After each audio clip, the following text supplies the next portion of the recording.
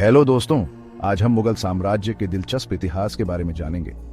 क्या वो सचमुच ऐसे अपराधी थे जैसे उन्हें अक्सर दिखाया जाता है, या उनकी कहानी में कुछ और भी था? चलिए पता करते हैं। सबसे पहले तो यह समझ लीजिए कि मुगल सिर्फ ऐशो आराम में नहीं डूबे रहते थे।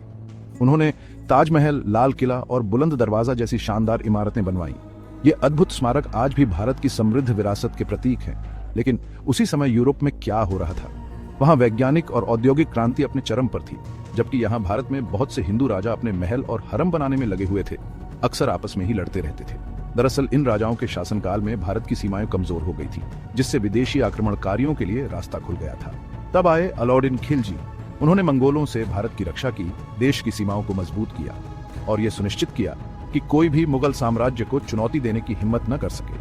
लेकिन मुगलों के बाद पेशवाओं का राज आया और एक बार फिर भारत की सुरक्षा व्यवस्था फीका गई।